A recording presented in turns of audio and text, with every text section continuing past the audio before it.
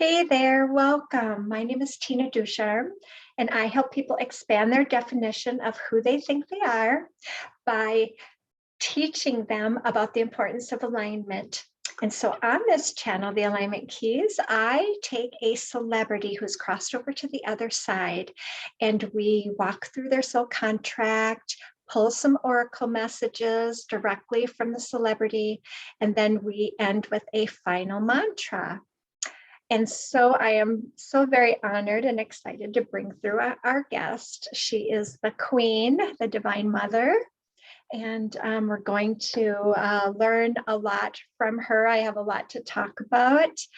And so she had just this wonderful, great life and was not always easy. And so this is a great opportunity to bring somebody through who knew how to understand when she was out of alignment, and then how she was able to get into alignment to help others and to also bring forward some wonderful messages. So please join me as we bring through the wonderful dynamic Queen Mother, as I refer to her, because she came through with this beautiful all in gold, very white aura.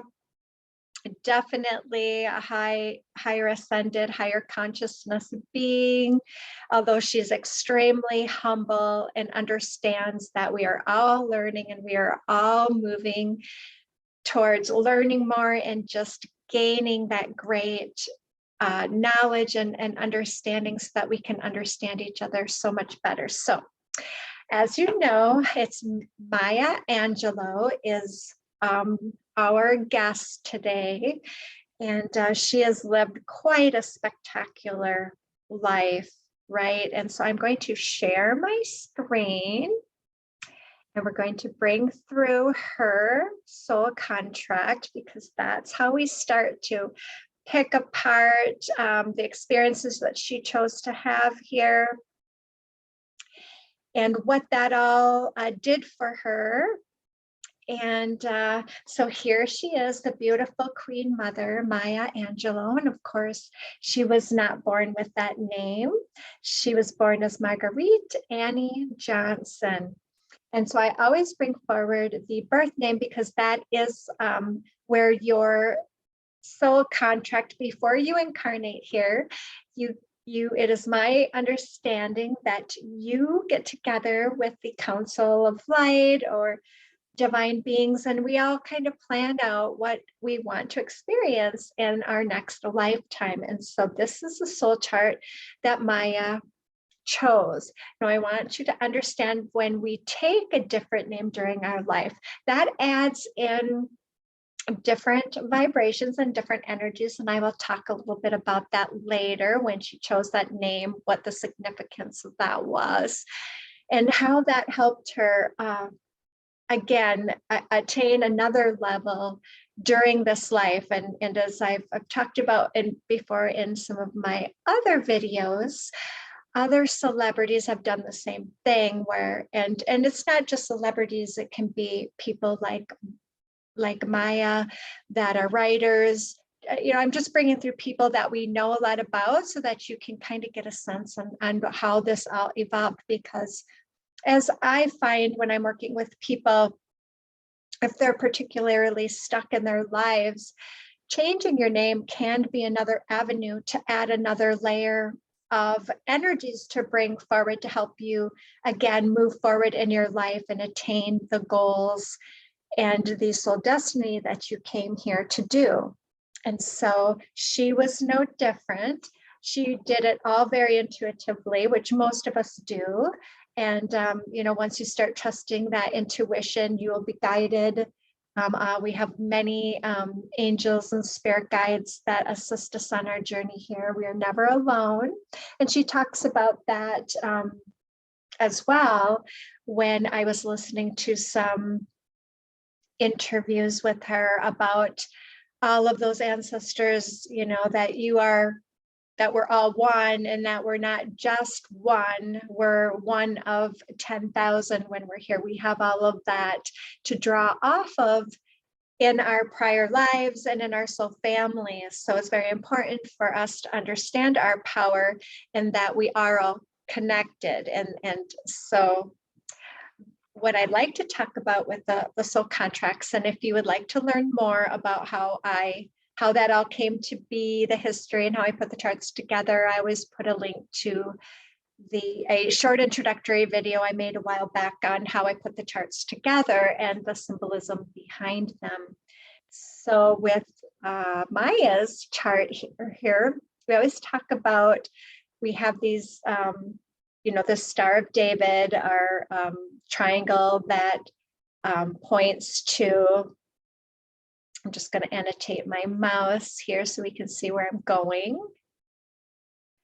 So we always start off with our physical triangle, that grounds us here to earth. And then we have spiritual aspects as well, things that we're trying to work on, because of course, I believe we are spiritual beings having a physical human experience. So throughout our lives, these numbers start to work interchangeably. We start out, of course, on the physical side of our chart, emanating out the energies from these numbers, and then they start to put together our experiences. And I've always talked about our karmas, our opportunities for growth.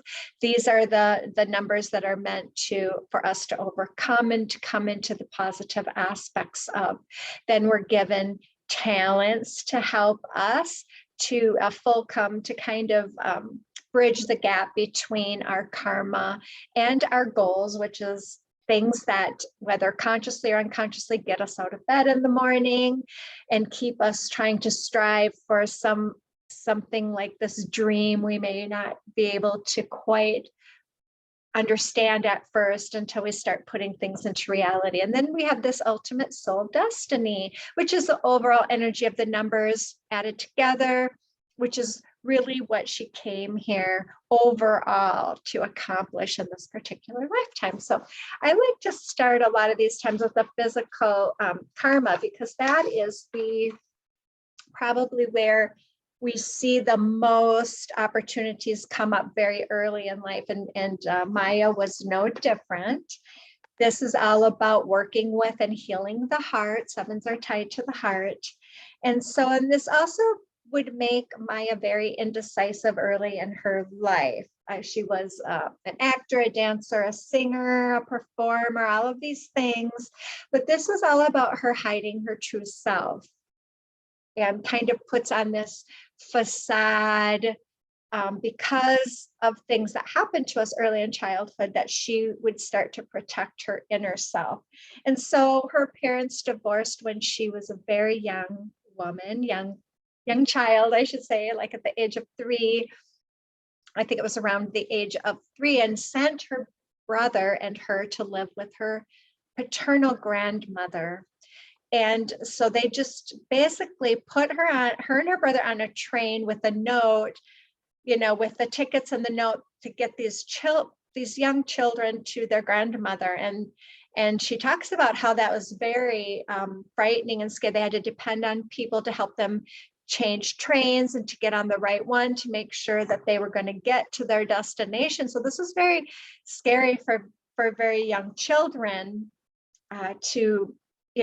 and so this was something that, really was hard on Maya, being, very sensitive. And so this is a very much, her parents divorcing, and they couldn't handle raising the children and sending them away. It really made her feel that there was something bad about that. She might have caused that, how children take on those things. And so then she would, that was why she would start to hide herself, because it was this feeling that she was bad and that she was being rejected, and this abandonment would come up. And so the great thing about it was that her maternal grandmother she thought that Maya was the bee's knees, and she used those terms, and she really helped Maya. I mean, she really blossomed under her love and care, and was just this really wonderful connection for her, this wonderful grandmother. But then at the age of around 7, her mother was ready to take the kids back. And so that they ended up going back to St. Louis. I think it was St. Louis. I know that's where she was born, St. Louis, Missouri. And so then she went back there. However, she was, unfortunately, another very karmic thing happened to her where she was raped and hospitalized by her mother's boyfriend.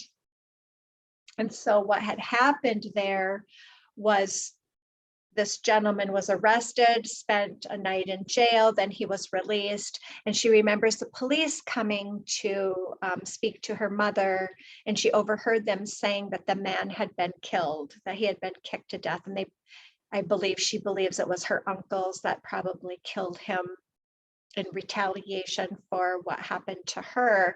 But she felt that because she spoke his name to her brother, her brother was the only one she would tell who it was that did this to her. And she felt very responsible for his death. And that's kind of that, she calls it the 7-year-old mind's logic, that I was so powerful, because 9s are all about the most powerful number, and they are afraid to express their power when it's in karma. So she had some spiritual stuff going on very early for her. This is a very old soul, somebody who brings a lot of knowledge with them into their lifetime, which is why they attain such high levels of consciousness. They're bringing through a lot of that already as a young child. But 5s are also tied to speech. And this is where, after that happened to her and she thought that she had killed this man by speaking his name, she became mute for the next 5 to 6 years. She did occasionally speak to her brother, the only one she felt she could not harm by speaking. So that was some of the things that was going on with her as a very small child. And this is all about those 7s wanting to hide the self, feeling that they're very bad at a very deep level. And so she talks about once she got her voice, as we all know she did in a very wonderful way, but she talks about how important it is for understanding the rape of a young person, and how that causes that young person to become very cynical.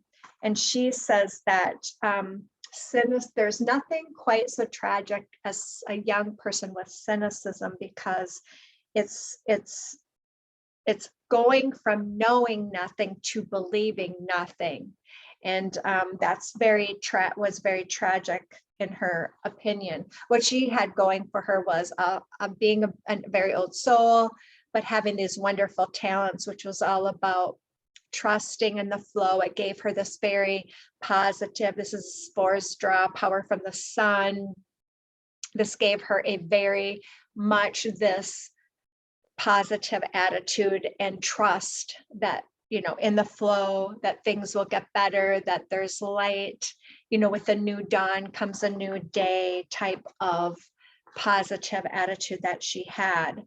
And so the other thing about the 7s is it ended up leading her, people appear in our lives. I talk a lot about that on my website, and about soul family. And she had this wonderful teacher, because her grandmother had given her this notebook that she could carry. When people asked her questions, she would write her answer because she wouldn't speak.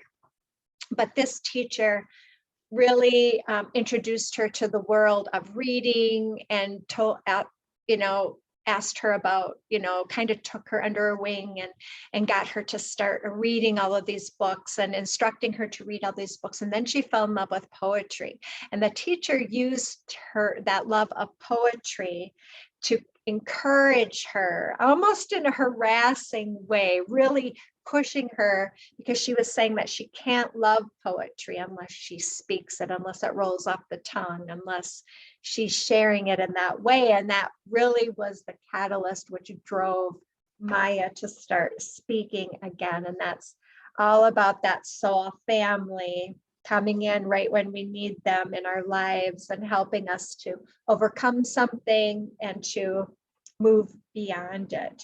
So the 7s also gave her this inability to see things in reality. So she ended up in quite a few relationships where she didn't really, where she would saw them as she wanted them to be, but not really as they were. And people with sevens, all of a sudden they'll wake up one day and realize who the person is that they married, but it took them a while to see it. So it comes through as this really needing to ask those questions. Is what's going on here real, or am I reading into it? And it's about really becoming not indecisive, but becoming very decisive and asking very important questions when you get involved with people. So she also spoke that in one of her interviews that people will tell you who they are. You just have to be listening for that.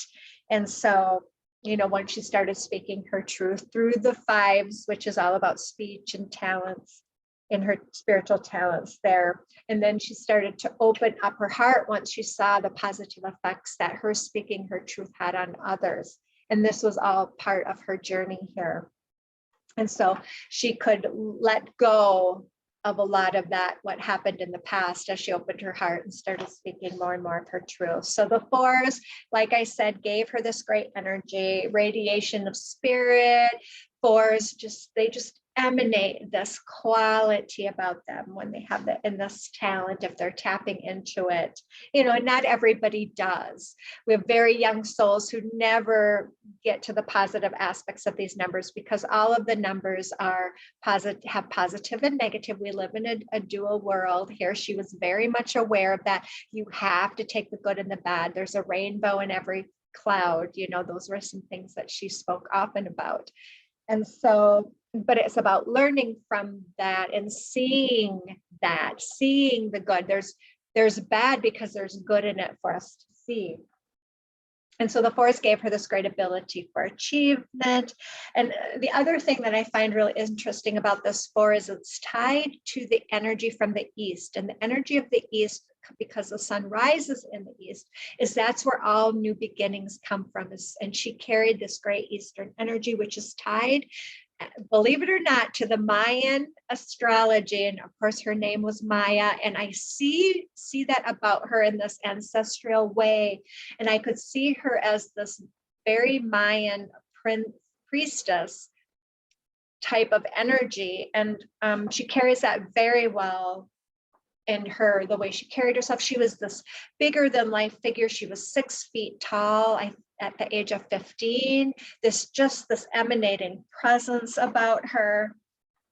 And so we talk about the Mayan astrology. It's about, she was born in Aries, born on 4/4, as you can see, and this wonderful Aries energy, which is the sun rising, brings heat, fire in life, and exchange of energy. So this was her talents. And can't you just see that?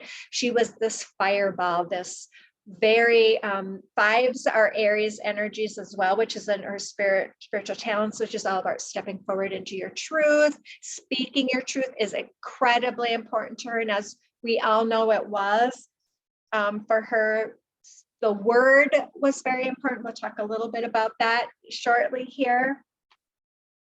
And so I want to talk about that, at the age of 31 is when she was first published, and that 3 and 1 adds up to 4, how this correlates to her chart. Some of our accomplishments, she had 7 autobiographies. That's no accident, where the universe is pushing her to continue to publish. And like I said, she was 31 when she was first published, and actually went and she moved somewhere where she could be surrounded by other publishers to gain the knowledge that she needed to make that a reality. She also, something tied to the fours that I wanted, she also was very much an activist, very much involved in Malcolm X and Martin Luther King. And when she was involved with Martin Luther King, he ended up getting assassinated on her 40th birthday, which was 4/4. And it just gives me goosebumps when I say that, but what I am getting from her, what that was all tied to, was this real push. As we know, we're in this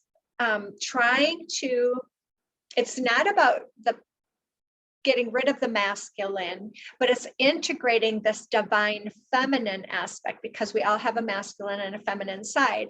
And so we, these great sacrifices that were made to allow the rise in the feminine was occurring in this undercurrent world.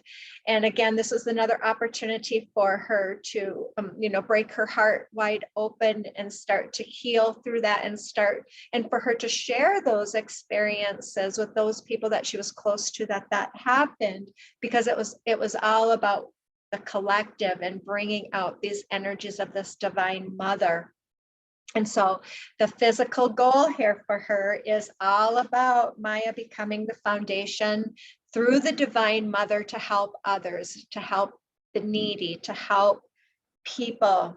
This is, again, that divine feminine energy. It's the divine feminine is all about the maternal creator energies. And this draws people to her so that she can teach. Fours are also about teaching. They're about sharing what you've learned with others. They make great teachers if they have them in talents. And she was a teacher. She was a university teacher, because fives are also about taking it to the next level. So she wasn't just a normal teacher. She was a higher level teacher, which we all know she was teaching from this very high perspective.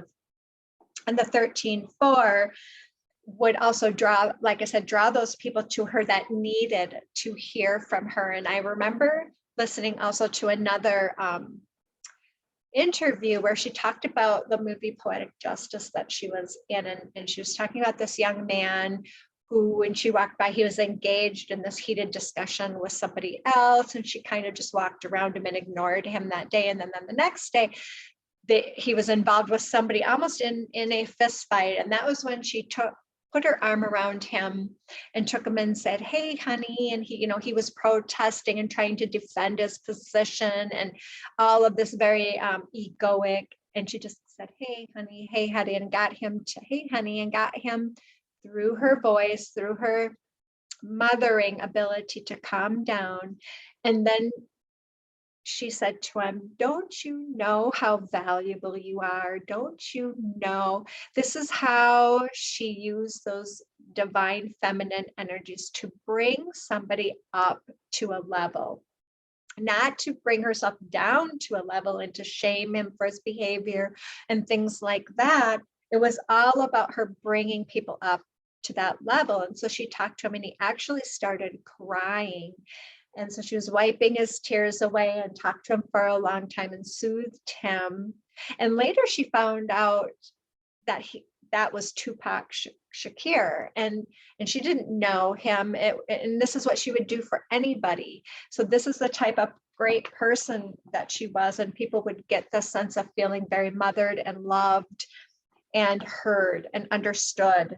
And so this number ties into the unity consciousness energies, and she became a member. I think she was pretty young. She became a member of the Unity Consciousness Church, and that is a church that is based off Christian values, but it emphasizes affirmative prayer and education as a path to spirituality.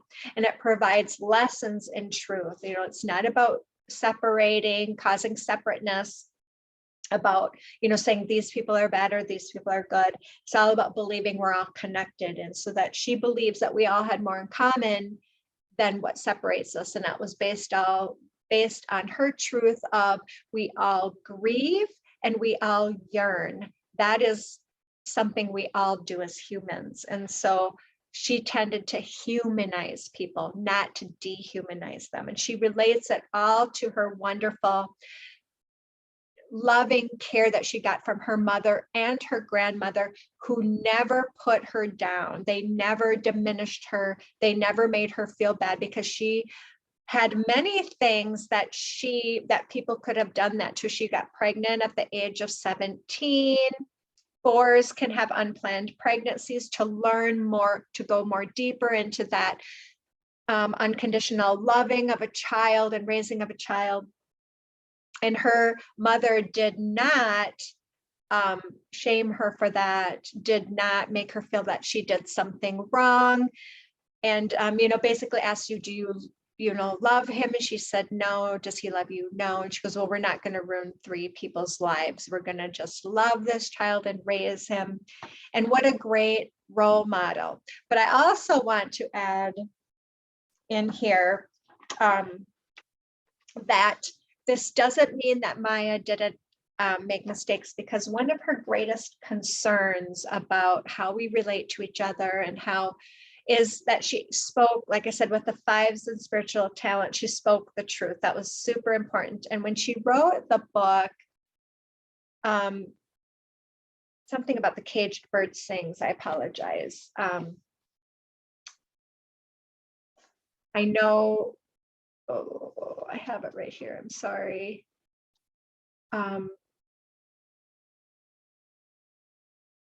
Well, I know why the caged bird sings. And so she wrote a lot. She wrote like nothing stayed in the closet with her. She wrote about lesbianism, about being a madam, about prostitution. She wrote about real experiences because she said that, oh, I had something here about, my apologies, that I had a circle. Let me see if I can find it quick.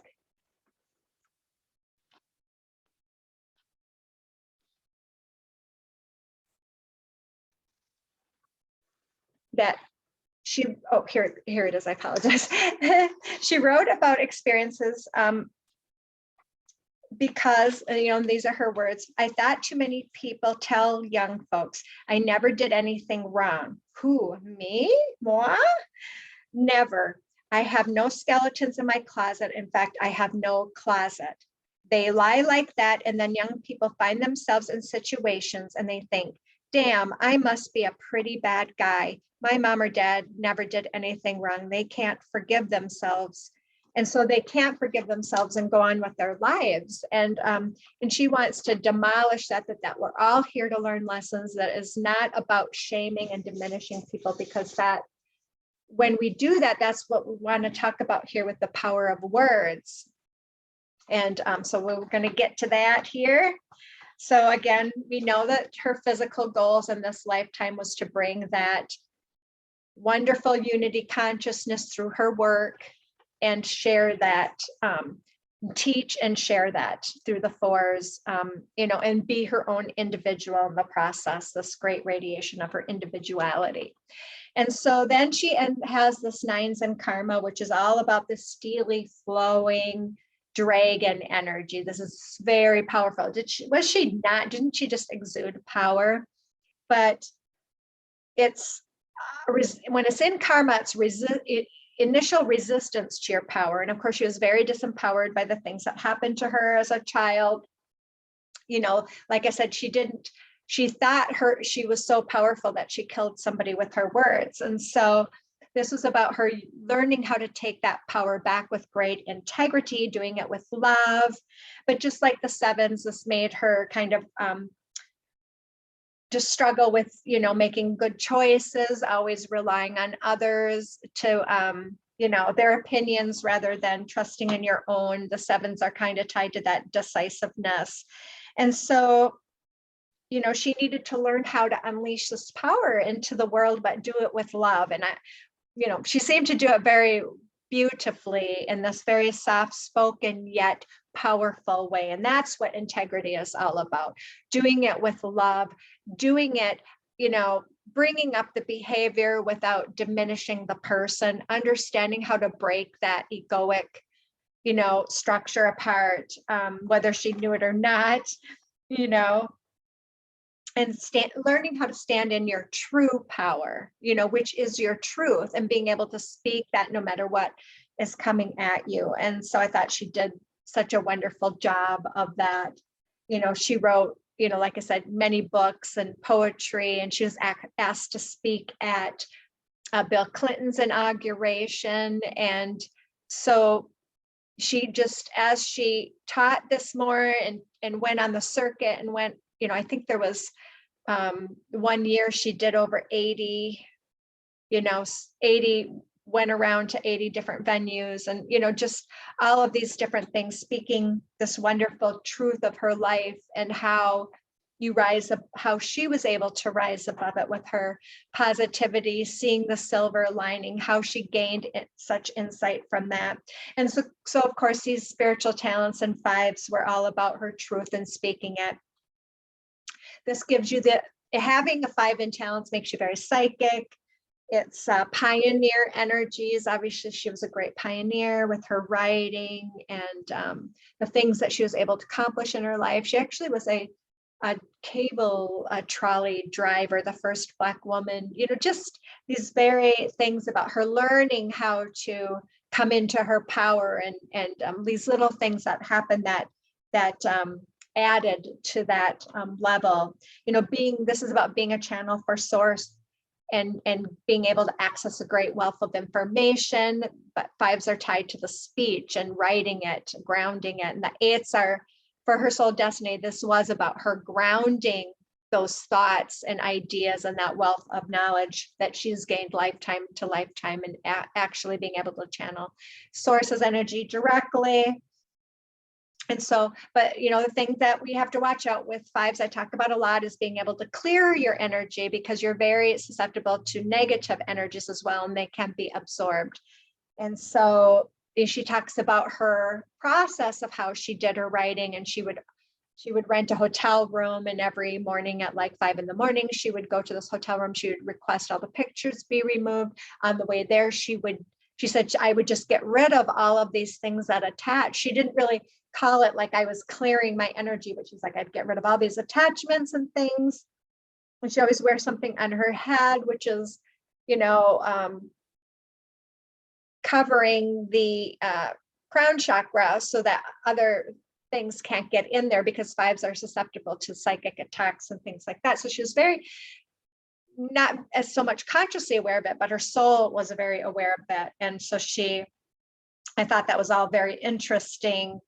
And so she talks about, again, we're going to go back to the power of words, because I had listened to somebody very recently that had a near-death experience. And so when she had this near-death experience, she actually spoke with God.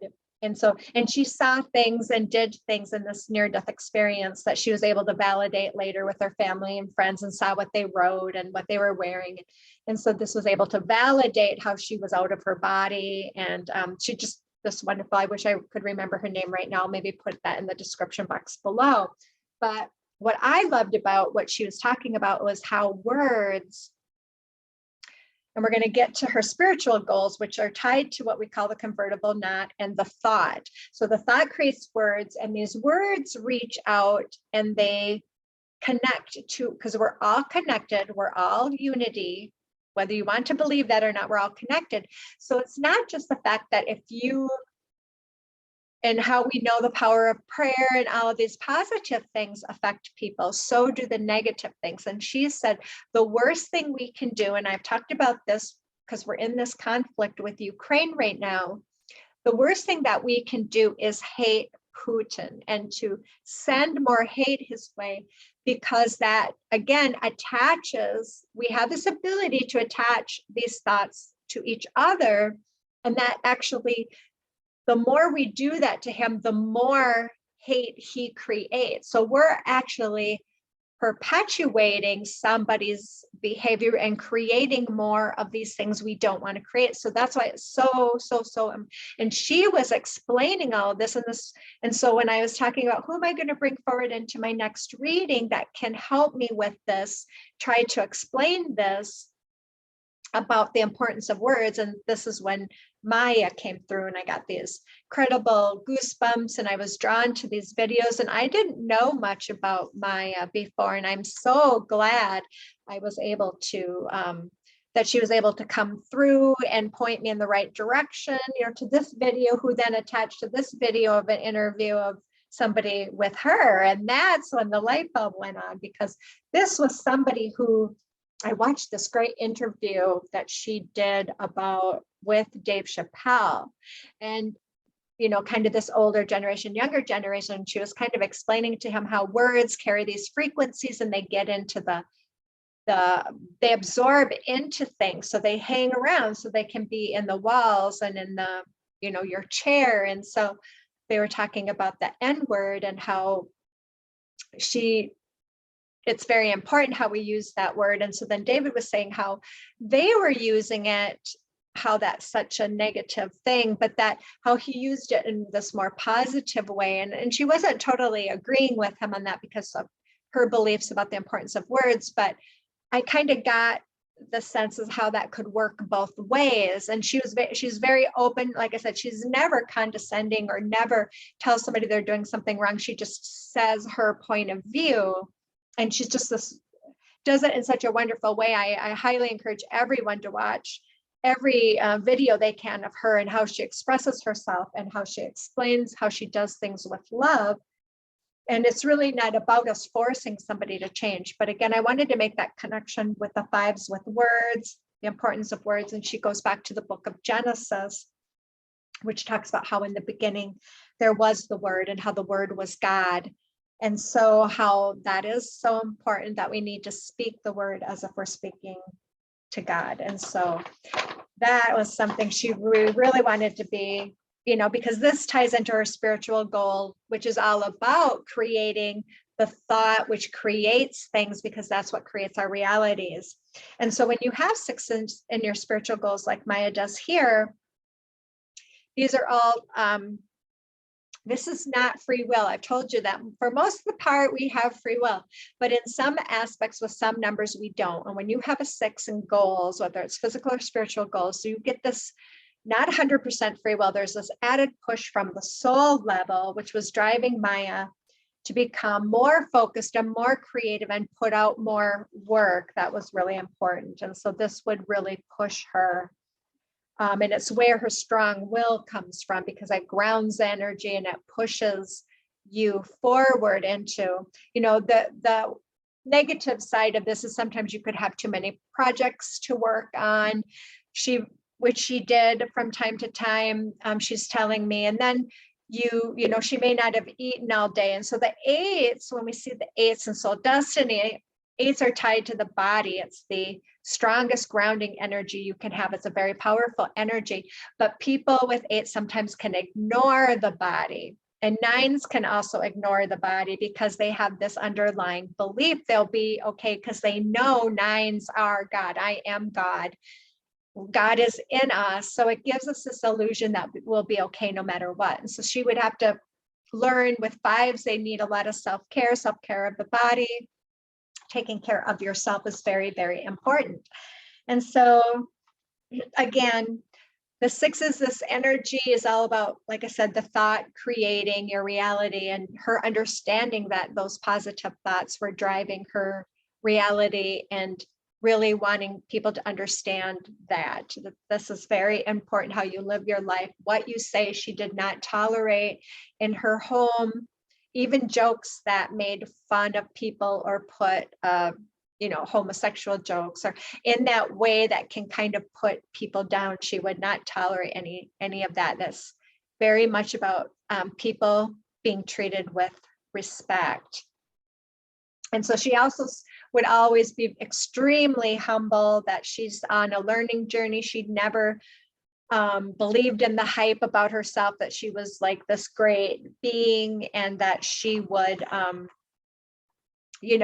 that she's still learning. And she says, I know that I've attained a certain level of consciousness because I can live it. It's when you can live it that you kind of know you're getting it and you're learning and growing. And I, trust me, we all struggle with that. And she says it's not normal for us to fall out of alignment. That's part of being a human. It's being able to see it when the sun rises in the east. It's knowing it and changing it. Because I found that in the last week at work. I really got pulled into some drama, allowed myself to complain and kind of play the victim and do a little blaming, shaming, that I now recognize. And so you have to forgive yourself, but then we have to come back and try to to come at that from the new approach and live it, and not continuously get sucked back in. So that's something I recognize this week that I still need to work on this, getting sucked in by others. And I have 5s in my chart, and I'm very susceptible to other people's negative energy. And then I take that on and I feel like it was word vomit. I felt like that very much because I was not talking with love. I was talking about victimness and, I had to work on Easter and being abused and those types of things kind of, so you have to understand that with the 6s, energy is expansive. And so then it expands out. And like I said, it made everybody feel terrible. Nobody was feeling good about it. And it's just a better thing would have been to say, you know what, it's all going to work out. There were some things that happened that I was like, oh my God. And then it ended up working out in our favor and kind of, and so if I would have just trusted that and not fed into those negative emotions, I could have saved myself some grief and other people too grief, because we were all feeling that negative energy. And it's important for us to take the role of lifting people up rather than meeting them where they're at. If they're struggling, it's about giving them the support when they need it, which is something that Maya did. And I'm definitely going to be looking to her as a role model and watching her and, saying a lot of her mantras and things to make sure that I'm staying on track with my own teaching and guidance. I want to help people, but you have nothing to give if you can't help yourself. And she has also said that in some of the interviews that I said. It's also about, 8s are about, her overall energy was about putting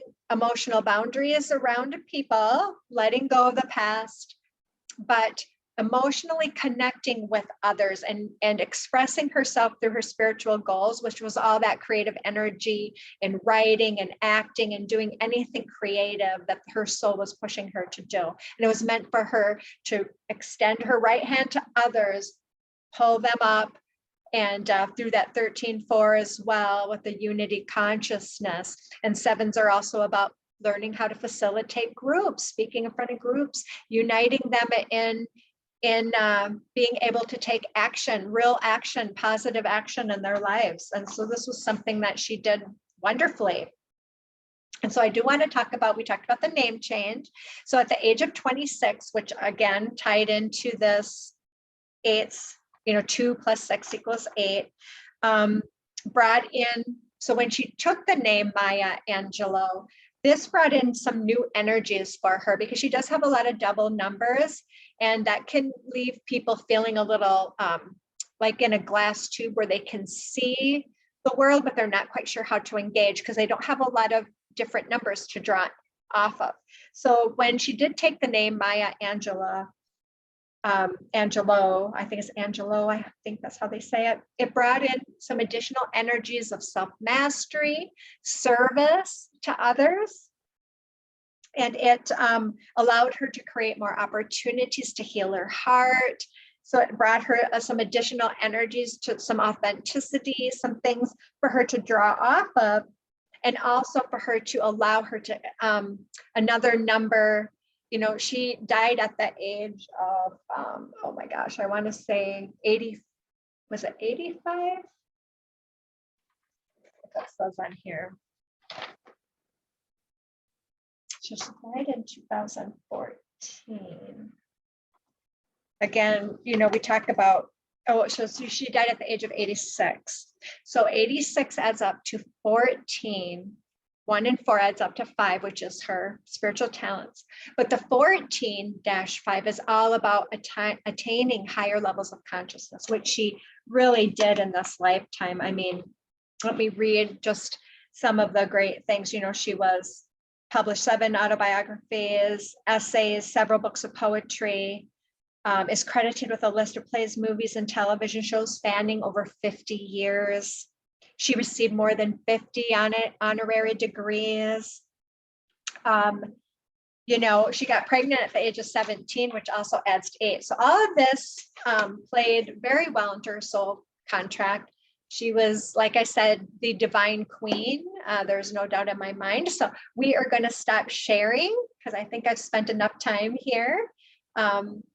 And we're going to get into pulling. We've got 8 different oracle decks that she wanted me to pick from. And so the first one I'm drawn to is the secret language of light. And oh, 17 comes in. Isn't that something? We just, thank you, Maya. This is a beautiful card, and it's about visualization and that importance of that. So again, the 1 and the 7 adds up to 8, which was her soul destiny. And visualization, visualize. She wants me to read.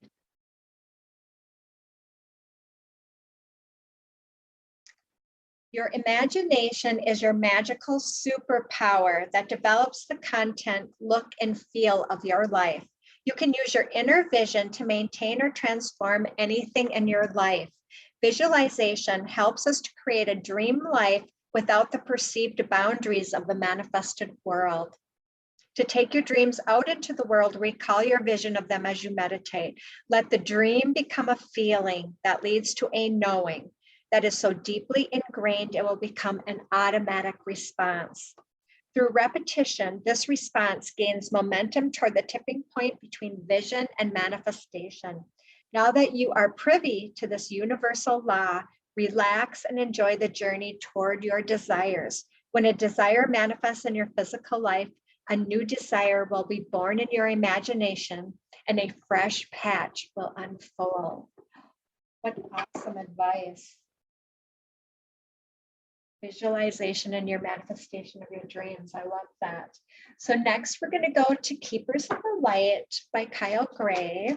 And she called herself a Christian in the way that the 13-4. So we're going to do 2 cards. So 13-4 is tied to Christ consciousness energy. So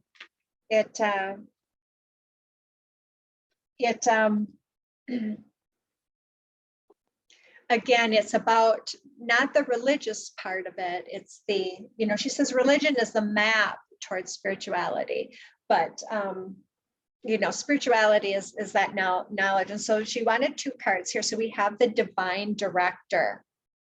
This is intervention and purpose. Divine intervention is occurring. Know that you are being guided. Happiness is your purpose. And so I can see this divine director in her completely and totally in the energy of this card with the blue and the throat chakra. And then Krishna came through, devotion. Trust your spiritual guidance. Your commitment has been recognized. You are loved unconditionally. And that is her speaking through the love. And again, a lot of this blue throat chakra energy, the peacock, feather on his head, which represents your individuality. And so the next one she has me going to.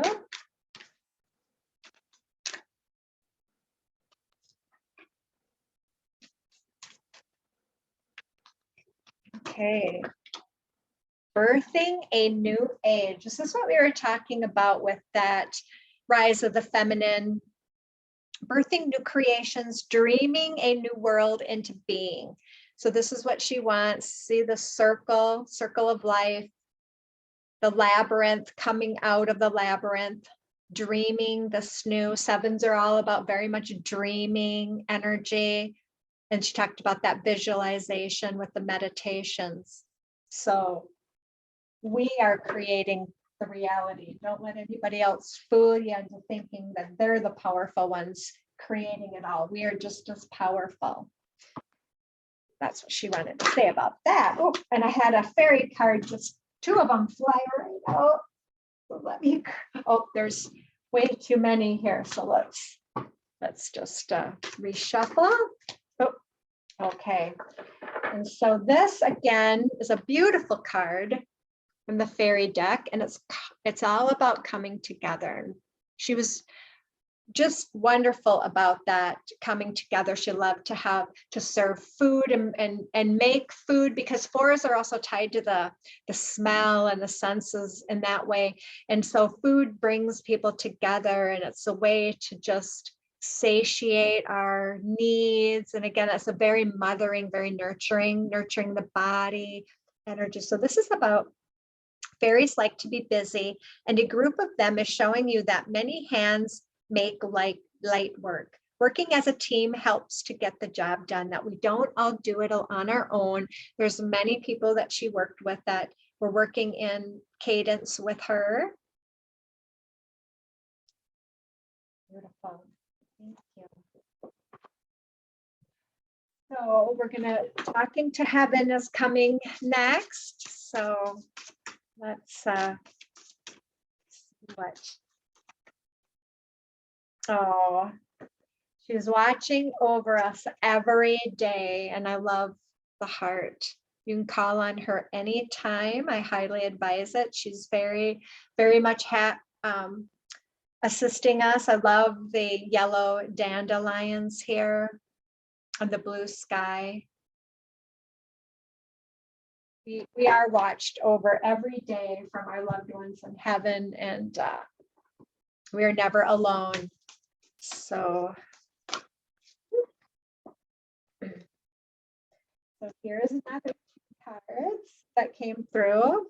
And of course, we talked a lot about focus because she had those sixes, and sixes are about learning how to focus, to create, sitting down, not having too many distractions, things going on. I love this leopard and the snow and the, just the pink and the clouds and the mountain. And that could be a lynx, but here we have this other beautiful card for inner peace. And she said, another thing that she wants to talk about is whenever she's inside herself, she feels peace. It didn't matter if there were 10,000 people listening to her, whether there was 20 cameras around her. Staying centered in self is inner peace, because when she talks about when you get outside of yourself, that is where the danger occurs. It's very dangerous. And like I said, I picked up on others' energies. I started mimicking, word vomit. So it's very important. And for her, the eights in her soul destiny were about her learning how to ground herself, to stay in her body, to stay present. This is all about being present. You live your life through your present moments. You don't live it through living in the past in your mind or too far ahead in the future. Doesn't mean you can't dream and visualize in your meditations, but when you are working and you're engaging with people, it's very important to be present, to be here and now. So that's what she wants to say about that. Love that card. Okay, so we're going to go to the archetype cards, because she did not shy away from the positive and the negative side of her own life. And and so of course warrior comes out, because we see her as this beautiful feminine warrior, goddess, divine mother, queen. I mean, she was just a queen to me. So the light attributes of the warrior are strength, skill, discipline, and toughness of will, or will from the sixes, heroism, stoicism, and self-sacrifice in conquering the ego. Now, when we're on the shadow side of the warrior, we're trading ethical principles for victory at any cost. We're indifference to the suffering inflicted on others. And so that's pretty clear as to what's going on in the world right now, as to where we're seeing the light workers, or we're seeing people who are succumbing to that egoic side. There's always that going on. We're in the 3D world. And so the last card that I'm choosing is from the Archangel Metatron Self-Mastery deck, because we're dealing with somebody who had a lot of self-mastery. And so she wants me to get another one. We did get one that came through, and this one. That's funny that that one came out as well. So I have this card, which is green, which is heart healing. And we talked about her sevens being healing the heart, and that green energy, that Mother Earth, this loving, opening the heart. And then and so this 39, we had a 3 and a 9 here, adds up to 12, which is a 3, which is all about being a master teacher. So that's a really, and so we have another one here with the 8s and the 4s here that were in our chart, and it's the void, to retreat, rest, and pause. And that we talked about the importance of that. The pause, being in the void right now, pausing. So she wants me to read on the void. Okay, let there be light. We talked about that in Genesis, the book, the words. And with those words, creation sprang forth from darkness and propelled all of us on our eternal path of discovery and enlightenment. You are now again at a time of great transformation and change, and this may require introspection, soul searching, and questioning regarding where you go from here. If you are feeling stuck, feeling bored, facing difficulty, in pain, or otherwise challenged, entering the void offers a chance to regroup, redefine, and co-create with the divine that is best for you. And it will serve you through this next stage of your life.